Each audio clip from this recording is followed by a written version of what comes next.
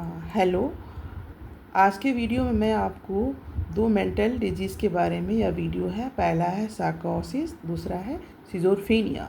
और साइकोसिस is a mental illness, may be short term और long term, depends upon the cause of occurrence. Means may be it is caused by the influence of drugs और excessive use of alcohol. और second है यह depend upon the certain traumatic condition like someone's loved death or unusual incident happen. मतलब यह हुआ कि साइकोसिस जो होती है वो शॉर्ट टर्म और लॉन्ग टर्म डिजीज़ हो सकती है। इसका कारण होता है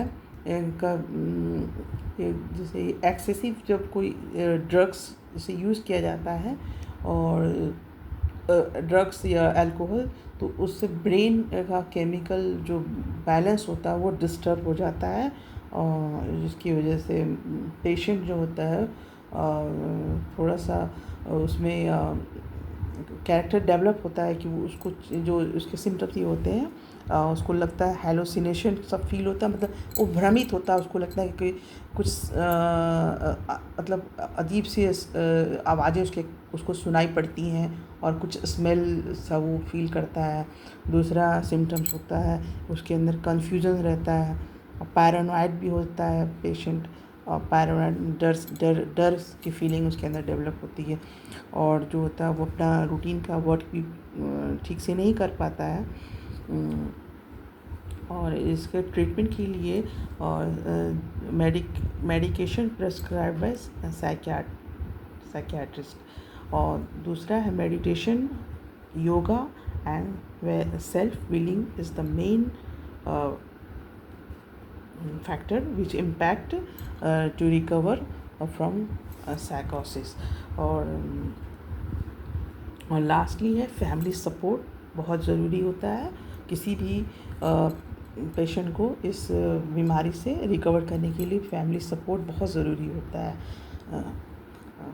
साइकोसिस कभी कभी 1 से 2 दिन भी हो सकता है, और या कभी कभी जैसे अनट्रीटेबल छोड़ देने पे या लॉन्ग टर्म भी इसका इम्पैक्ट दिखता है। 6 मंथ से लेकर 1 साल तक भी इसका इम्पैक्ट दिख सकता है, इसीलिए इसका भी ट्रीटमेंट बहुत ज़रूरी होता है।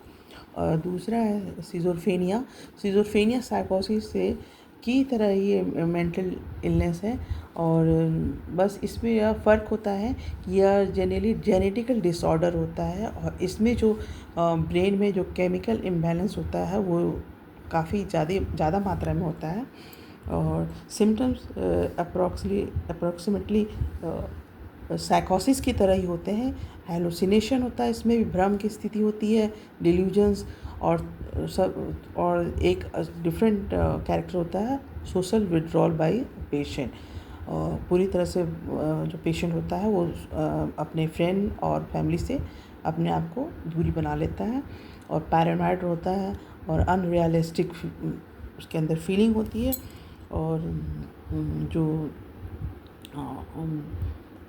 इसके ट्रीटमेंट के लिए भी ये जो होती है नीड्स लॉन्ग टर्म मेडिकेशन की ज़रूरत पड़ती है, और बहुत रेयर कंडीशन में इसमें डॉक्टर जो होते हैं वो शॉक भी देते हैं। वो पेशेंट की कंडीशन पर डिपेंड करता है, और कभी कभी यह जीन थेरेपी भी प्रोवाइड की जाती है इसमें।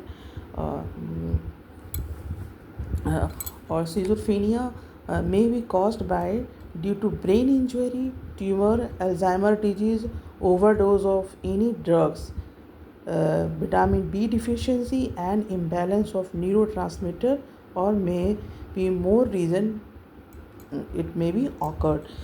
तो सबसे इम्पॉर्टेंट पॉइंट इन दोनों डिजीज़ से कोरिलेटेड यह है कि इसमें जो है यह जो है ये जेनेटिक डिसऑर्डर है। सिज़ोफ्रेनिया इज़ जेनेटिक डिसऑर्डर, और इसमें केमिकल इम्बैलेंस जो होता है बहुत ज़्यादा मात्रा में हो जाता है। और ट्रीटमेंट का इसमें है कि इसमें जो होता है कभी कभी शॉक्स भी प्रोवाइड किया जाता है, और जीन थेरेपी भी यूज़ करते हैं, और इसके और भी इसके डेवलप होने के ये भी रीजन्स हो सकते हैं।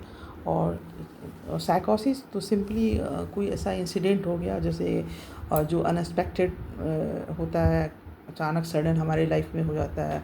तो कभी कभी यह डिजीज होती है 1 से 2 दिन में भी पेशेंट को ऐसा फील होता है, कुछ लोनली सा लगेगा, और मतलब एबनॉर्मल बिहेवियर उसका अपीयर होगा।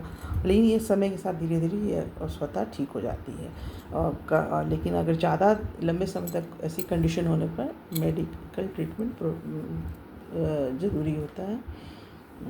तो मेन डिफरेंस यह होता है इन दोनों में, जेनेटिक डिसऑर्डर है यह, और इसमें जो है सिम्टम्स में इसमें सोशल विड्रॉल डिफरेंस है साइकोसिस से, और ट्रीटमेंट इसमें ये दो जो दिए जाते हैं, जो सीवियर किसी कंडीशन होती है पेशेंट की उसके अकॉर्डिंग, और सिजोफ्रेनिया होने के और भी डिफरेंट रीजन हो सकते हैं।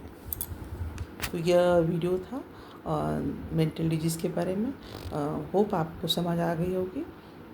ओके, अगर आप को वीडियो अच्छी लगी तो मेरे चैनल को सब्सक्राइब कीजिएगा, और भी अच्छे वीडियोस में लेके आऊँगी। Okay, thanks.